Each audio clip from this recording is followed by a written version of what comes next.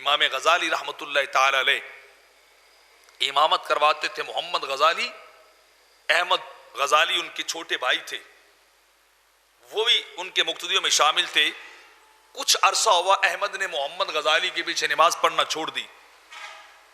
بڑے بھائی محمد غزالی نے جا کے اپنی والدہ کو شکایت کی کہ احمد میرے پیچھے نماز نہیں پڑھتے ہیں، لوگ مجھے تانے دیتے ہیں، لوگ میرے اوپر انگلی اٹھاتے ہیں، اپنا بھائی پڑھتا نہیں، باقیوں کا امام بن گیا ہے. تو آپ احمد کو سمجھائیے کہ میرے پیچھے نماز پڑھیں.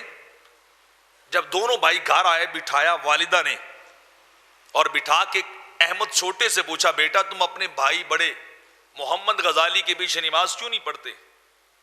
تو احمد بولے، اماں میں نماز کیا پڑھوں، یہ جب نماز شروع کرتے ہیں تو کبھی بغداد چلے جاتے ہیں، کبھی سمرقند چلے جاتے ہیں، کبھی رے چلے جاتے ہیں، کبھی کسی نیشا پور کی طرف چلے جاتے ہیں، کبھی کسی اور علاقے میں گھومتے پھرتے ہوتے ہیں. تو ایسے بے عذورے بندے کے پیچھے نماز پڑھنے کا فائدہ کیا ہے، جس کا ظاہر مصلی پہ ہو اور باطن کہیں اور چلا جائے؟ تو مجھے ایسے بے حضور امام کی ضرورت نہیں جسے اتنا بھی احساس نہیں ہے کہ میں اپنے خدا کے سامنے کھڑا ہوں اور پھر غیروں کے خیالات آئیں، اسے غیروں کے تصورات میں وہ گم ہو. مجھے ایسے شخص کے پیچھے نماز کی ضرورت نہیں ہے. تو والدہ بڑی ولی کاملہ تھی، بڑی صاحب نظر اور دنا بی بی تھی. فرمانے لگی، بیٹا وہ تو جاتا ہی جاتا ہے، اتنا بتا تو کیا ان کے پیچھے لینے جاتا ہے؟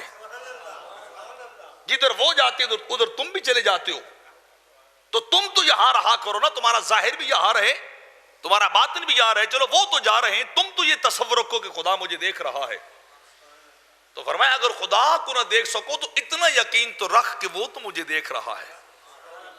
یہ ہے تصوف حقیقی. یہ ہوتا ہے اللہ والا ولی جو اللہ کے قریب ہوتا ہے، جو اللہ کے قریب ہوتا ہے.